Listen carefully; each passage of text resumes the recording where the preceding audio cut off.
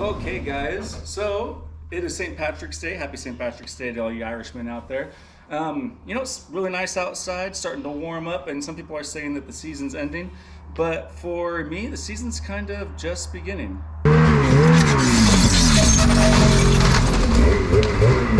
So I think that some of you guys knew that this was coming. I ordered it last year and I haven't been able to pick it up. We were still working on this house, which isn't 100% done.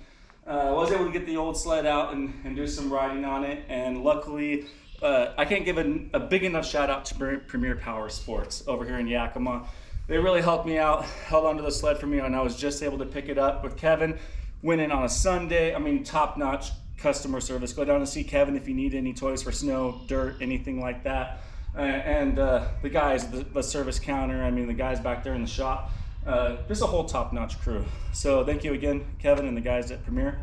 Anyway, we're gonna do some riding tomorrow, and I gotta get this guy a little bit ready. We're not gonna do anything too crazy to it because I wanna see everything that the Gen 5 has to offer, and especially this Freeride platform, from the spindles, the DS4 skis, and of course, I mean, I do have my Slide Dog skis over there on the side, but I wanna see what the DS4 skis are gonna handle like. And before I go to the Slide Dogs, I'll probably even nip the back of them with the template that Skidoo was nice enough to release, because on the 2025s, they actually narrowed that back end so that you don't have as much force on that heel end of the ski when you're counter steering on a side hill.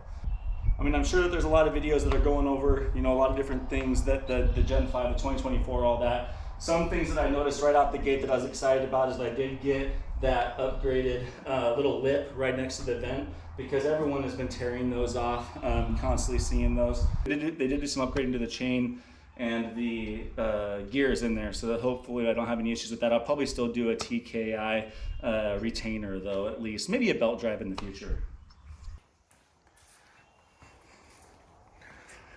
So for right now, I'm gonna add my Munster finger throttle on this sled. I mean, I love the finger throttle. I can't do without it. So thank you, Munster, for you know, offering that awesome product.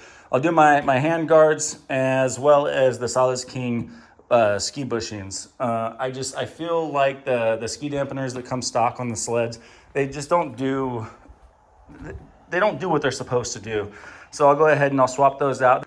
This should be a pretty quick install. Like I said, I'm not, you know, doing any crazy modifications or anything. I want to kind of ride it as it is. You know, check out that 15-inch track without the flex edge and the solid T-motion and everything. A little bit heavier springs and valving that this Freeride comes with.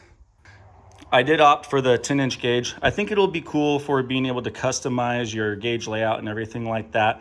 You know, I still don't think that the GPS and all that is up to par. I will be purchasing the GPS add-on unit come this fall, but I'll probably look at doing the Trail Tech adapter GPS setup that can talk to my buddies, because, you know, Lance is on a Polaris and he's got that nice 7S display. Wow, it is hot. It is like 60 degrees in here in town today. I'm actually going to go change into shorts and I'll be right back. All right, now try not to be distracted by my, you know, super white hairy legs.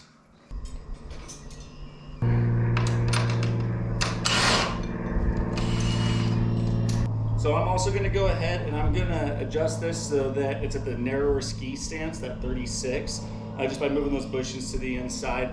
I'd like to go to that 34-inch front end, but I think I'm gonna have to do some billet uppers from Z-Bros to clear that reservoir body on the KYB 40s.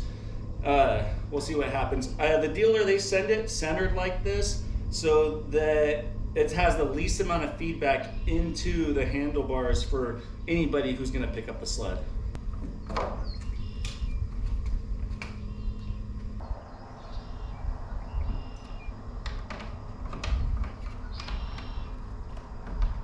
So I'm just gonna slip that ski under there, rest the weight back down on it, and I should be able to get the outside started. There we go. And then run it through. These Sallazz King bushings that I have here are a little bit used. So when they're brand new, they're even more difficult to get started there.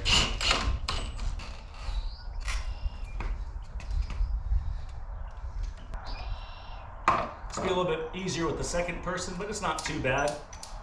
Oh, except for when you do that. Oh, I thought it was gonna roll back to me. All right, that's pretty quick. So I actually have to do a little bit of Googling to figure out the proper way to get this hood off.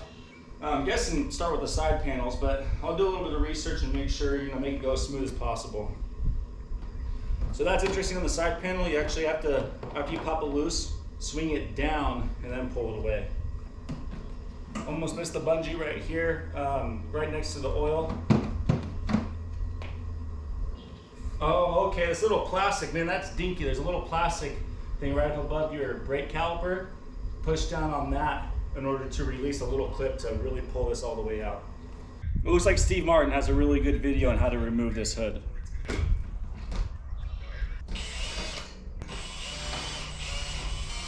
Only 4 screws to remove the Gen 5 hood. Be careful not to scratch your paint on these ones. You do still have to remove the air vent.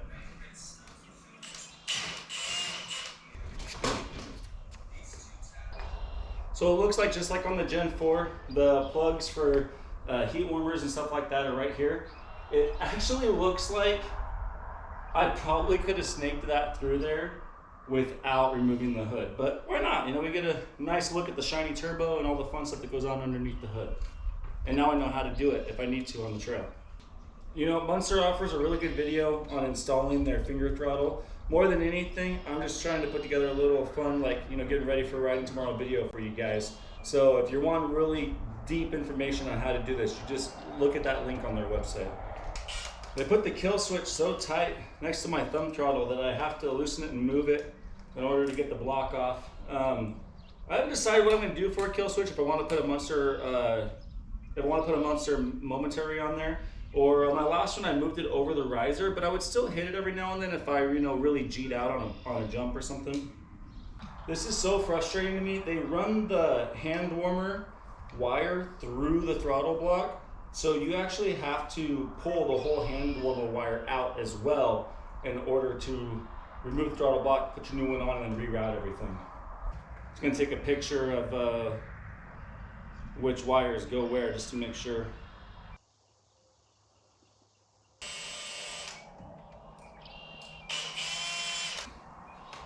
Now these handlebars are slightly different than the Gen 4s.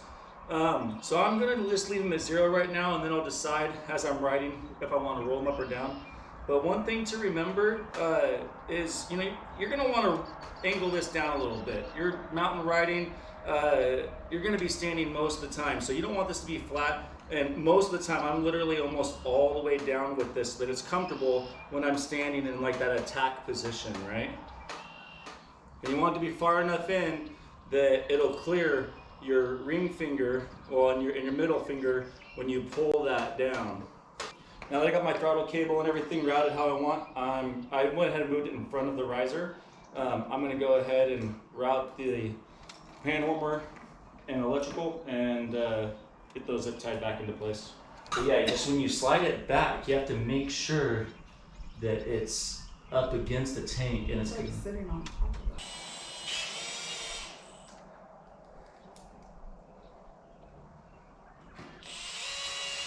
Probably should check it and make sure everything works, huh?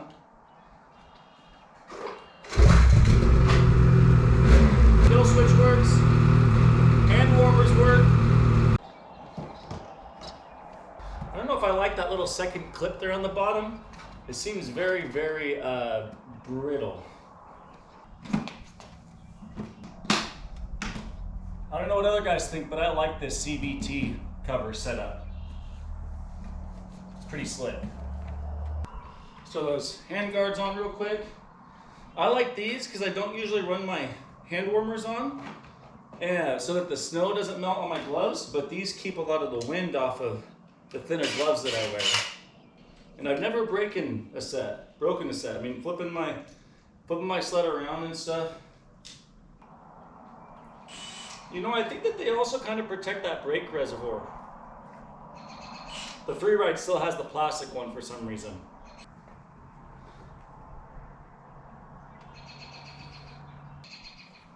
All right, and we're ready to go. Lance doesn't know it. He didn't know I picked up my sled. But we're riding tomorrow, gonna see if we can find some nice soft slushy stuff to play in. I'm gonna leave the front skid shock where it's at, but I am going to let the limiter strap all the way out just because I know I'm gonna want it more playful than that. Try to get the skis a little bit lighter. The Premier Power Source was nice enough to hook me up with a quick adjust for the side. I just don't have that installed yet. I'm not too worried about it in the spring riding conditions. I'll get that done probably here before the next ride.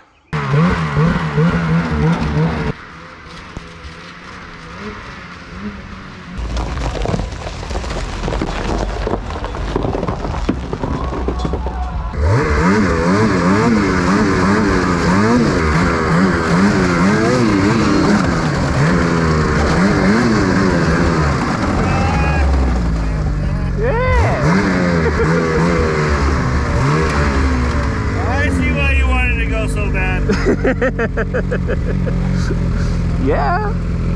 Oh shit. Did someone come pick up your sled? Yeah. So I I didn't know if like you saw that it sold. Huh. And I was like, and then I realized I was like, shit, there's a flaw in my plan. Lance is gonna see that it's sold and he's gonna know. No. and I was like, Kris is ambitious this morning. He's up here unloaded. I don't even know where he's at. It was like, I couldn't wait for you, man. I was like, holy shit. So the rear torsion springs on the 2024 at least went to a 1.31 Newton per degree versus the 1.27. And I can feel that. I'm at a 3 on the rear block right now, where on my other sled I was at a 4. And I just jumped that, and normally it would have bottomed out. The front springs on the skis were 80 pounds per inch on the old one, on the 2022. On this 2024, they're 90 pounds per inch. And I can actually notice it. I didn't have to add any preload to that front spring. And it just feels a lot more planted through the corners. The dealer left a little bit more preload on the front skid shock than what I would normally run, and that's the same spring and shock. But I'm gonna give it a shot and see how it feels. Yeah.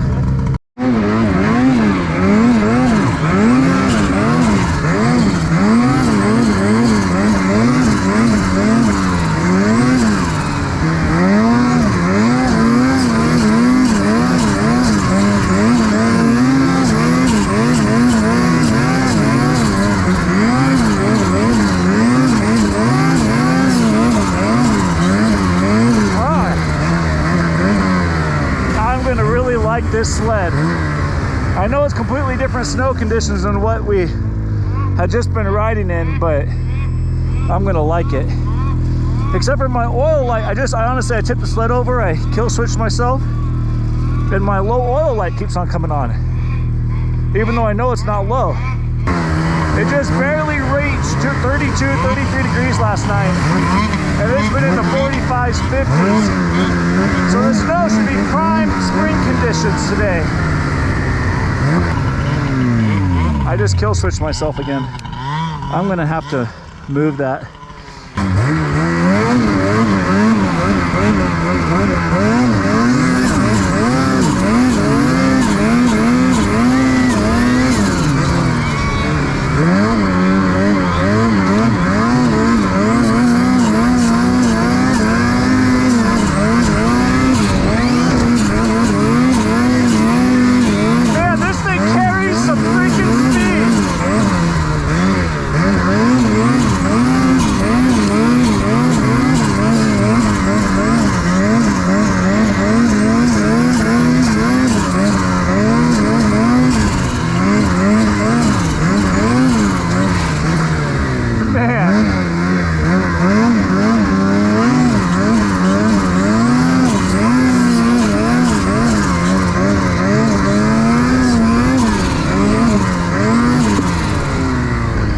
I think we can climb up that today. I think so.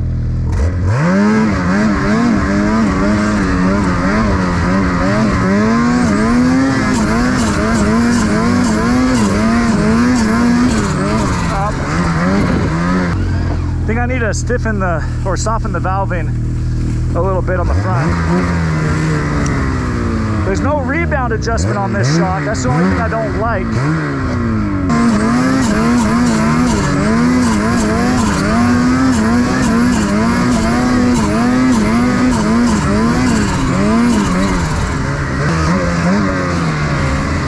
I am kind of missing the low engagement of my high back shift clutch.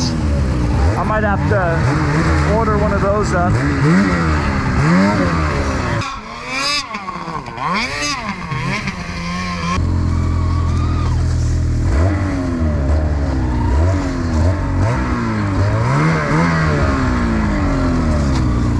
Yeah, and it doesn't backshift as much either.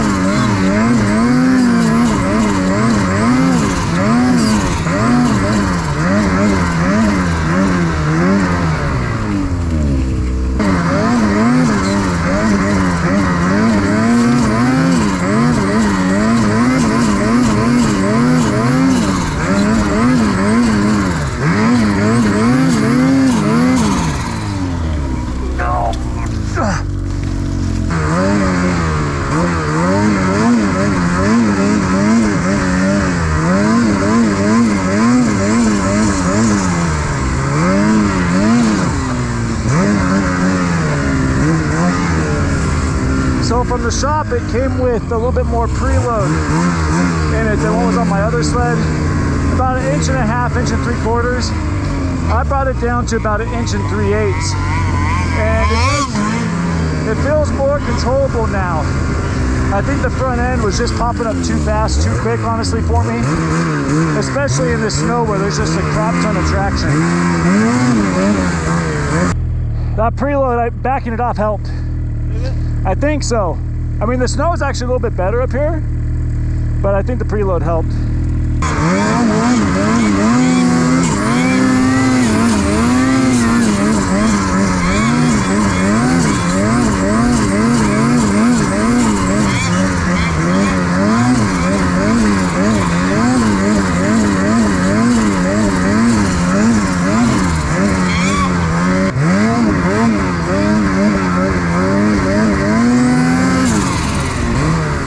This thing just takes off.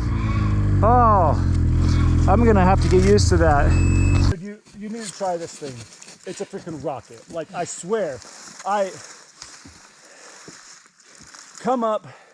Wheelie through those flats. Well, yeah, and like I had some fun. And then I was like, okay, I tried to slow down a little bit. Okay, I'm gonna find my line. And then I go and breathe on the throttle. And I'm like freaking, what? I'm like, oh shit. I was like, I don't want to go that fast. So then I let off and then the skis come down. I'm like, oh. And so then I go over here. Less rip, more grip. Yeah, literally, dude. Jerry can on the back, but even then, I mean. Oh, first try Gen 5. Right into the trees. No warm up. March 18th. March 18th, spring snow. Finger throttle. Oh yeah, that's right. You'll do fine. Okay. Road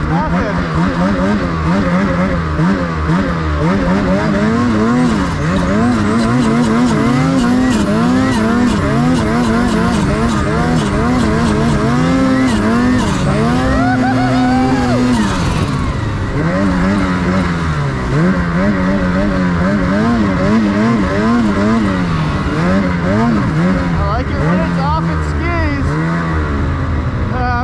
Woo! What a ride.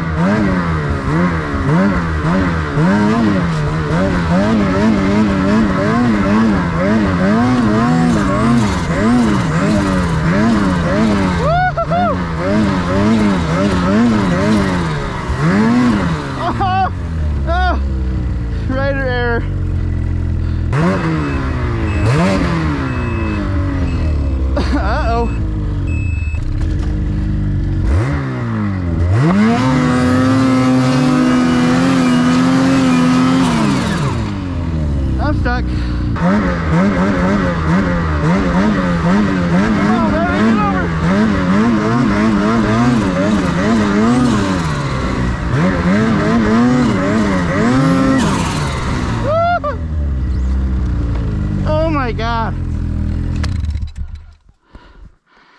felt better on the first run. Now I got struggles. Just new sled goofing.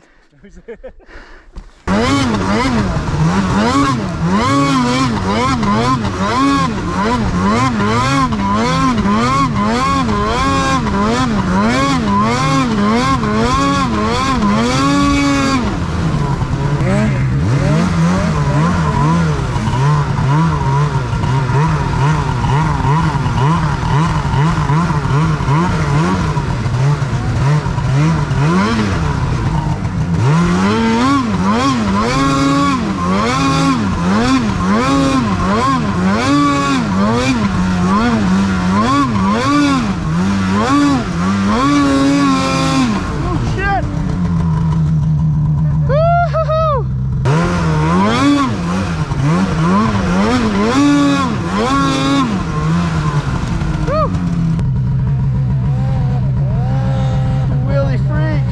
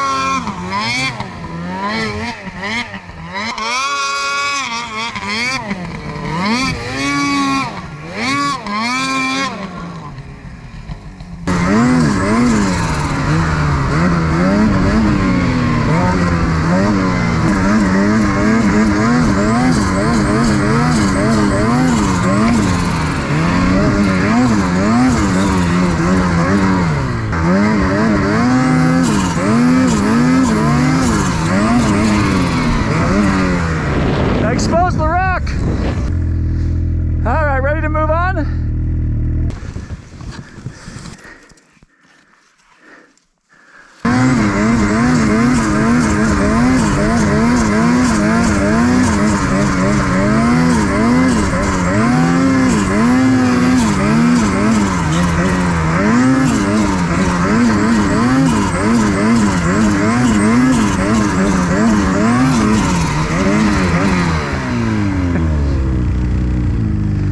Climb back up on time, or climb back onto the rail on time. Yeah, I'll get used to this sled. It's just going to take me a little while.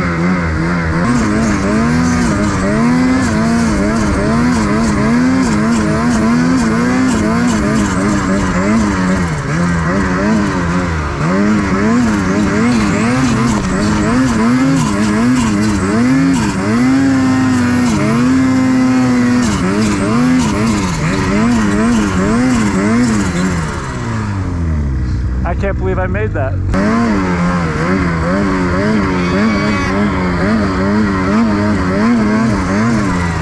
Yeah, I'm definitely gonna trim the backside of the skis off. With this heavier snow, it just fights you. So I put some more compression on my front shock. So I lowered the preload earlier. but then because I felt like it was popping too easily, right?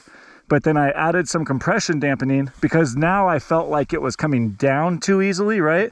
So I would hit the gas and I'd let off and it would fall. And so that compression dampening is slowing that down. And I think it's working a little bit nicer. But yeah, I climbed out, slowed it down quite a bit. There was a tree. I heard you stop and say something and then go again. I trenched it pretty good though. I don't know if there's another line there. You can go and look if you want. Oh. Dang it, I couldn't tell where it was at. I thought maybe it was this one right here.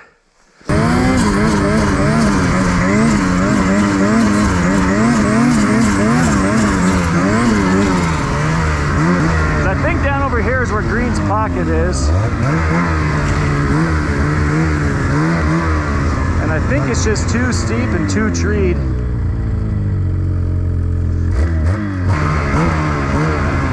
Like you might be able to follow that drainage down.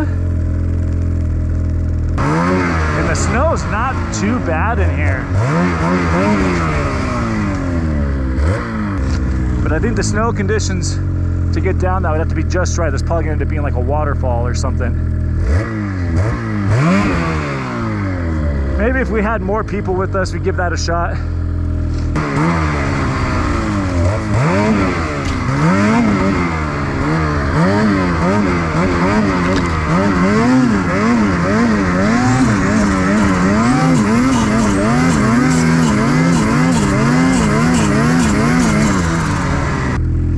Hey, that's where I catapulted myself. You can watch the movie on the YouTube. Yeah. Yeah, it's called Catapulted, I think.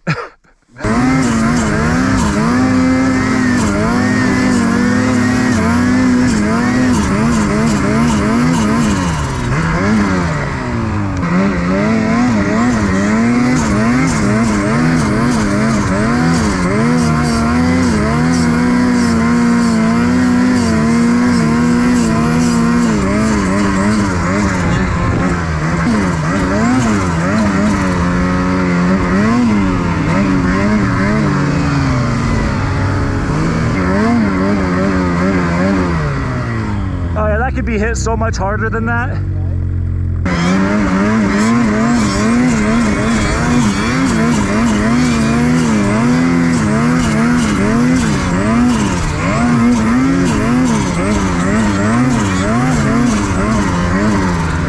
Nothing too exciting.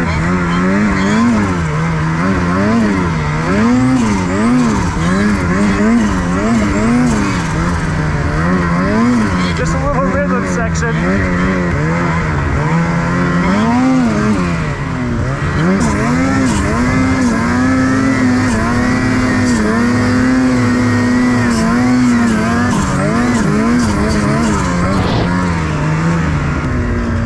don't know, what do you think?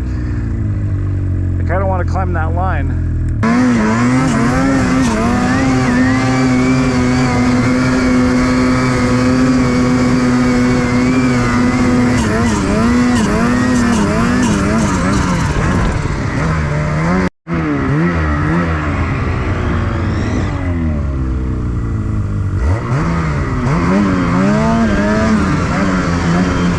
Back down to 7 feet. We were up to what, 9? Yeah.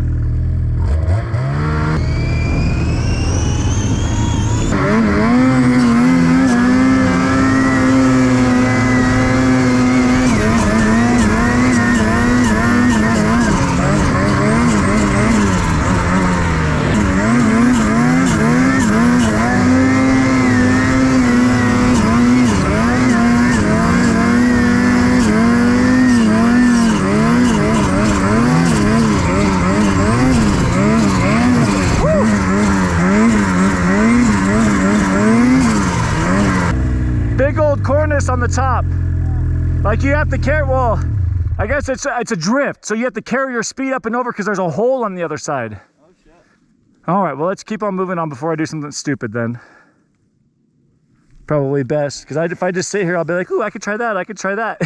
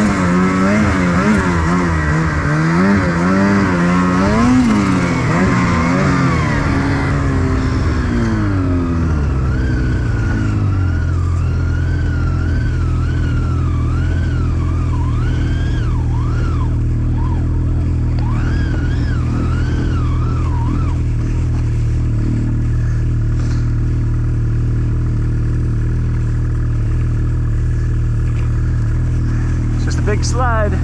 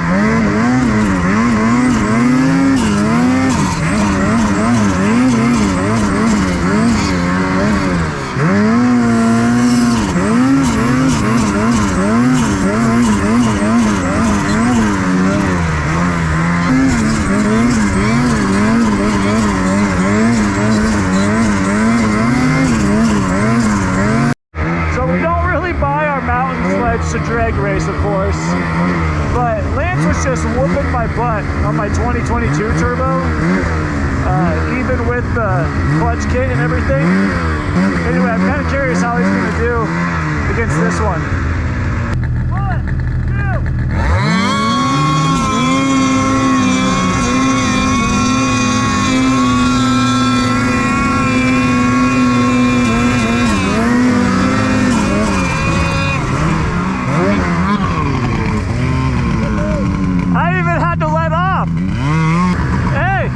That's with my jerry can. I'm pretty happy. Did I go at all at the start? Yeah, at the start. Like the first 50 plus feet. But I also, like, it popped up and I was like, okay, he's off. And then I went. I had a bad reaction time too.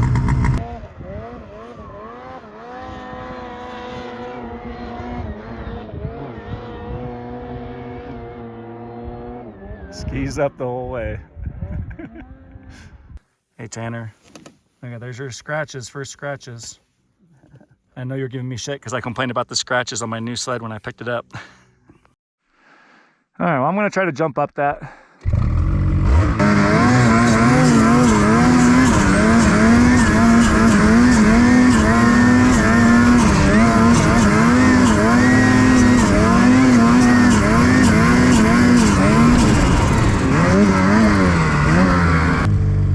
Do you think I could climb out that to the right of the shadow, in between the shadows?